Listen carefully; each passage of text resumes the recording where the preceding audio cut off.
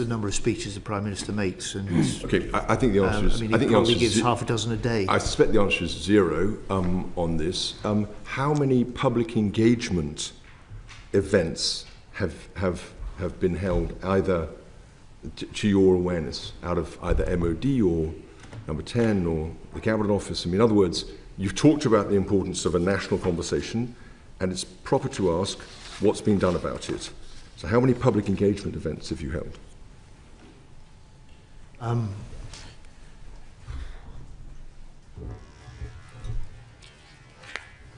Okay, how many public I'm pausing only because you draw the parameters so wide, it's quite difficult to know how to answer.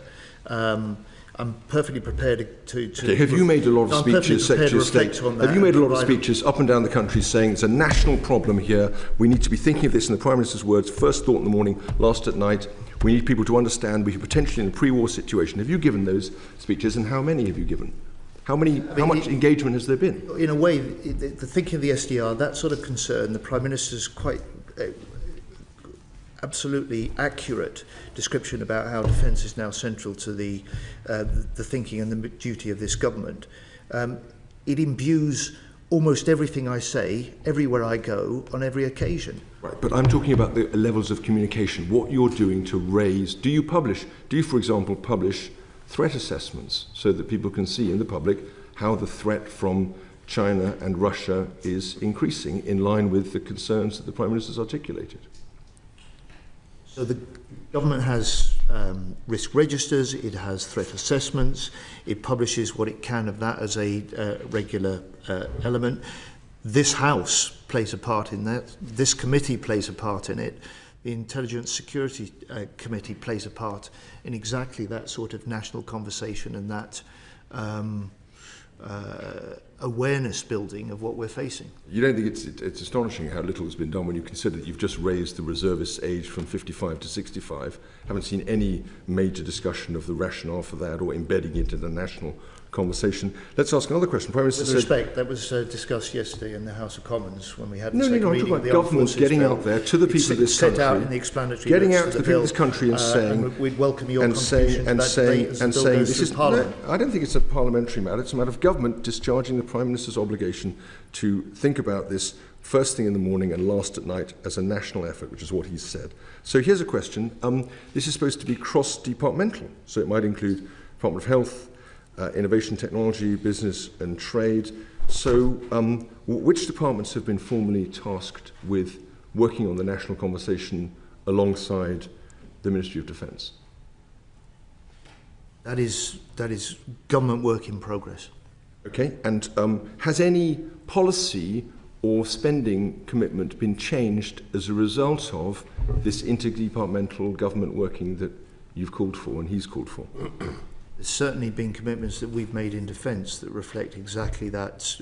No, but in other departments, we're talking about innovation and science. And so I can answer for the Defence Department as Defence Secretary. I can try and get you answers from other departments. I'm not here and I can't, I'm afraid, answer for what other government departments have done. No, but you're in charge of the National Defence Strategy with Number 10. They've talked about a national conversation. It's interdepartmental. These departments are working to you to establish the outlines of this National Defence Strategy. I'm asking you what's been done. You're not able to answer. I'd be grateful if you would write to the committee, but I do think it's telling that not only has nothing been said publicly in any great scale about raising public awareness of this vital issue, but very little has been done, it appears, within government to ensure that departments are properly aligned. Let me ask a final question. How long are we going to have to wait before we can judge whether this initiative, a national conversation, has succeeded or failed? It's a good question.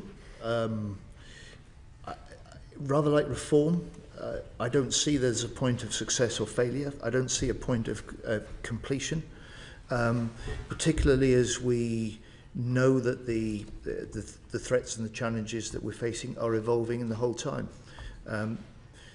You're quite right to challenge me and challenge the government on this important area.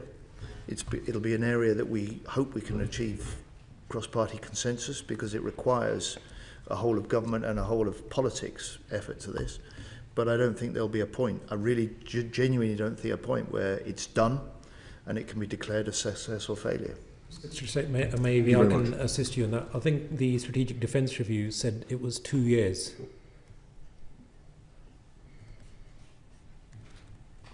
Okay, fair enough. But I mean, no, the serious point here is the fundamental point is that if a country is stepping up to the challenge that Mr. Norman is quite rightly outlining here, that is a challenge that's defined by the threats we face, the security environment.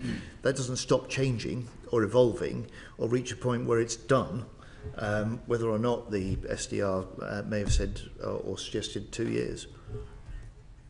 Thank you. Yeah, it was in recommendation 26 that where it said it would be completed within 2 years as part of the process. But anyway, let's move on swiftly, given the lack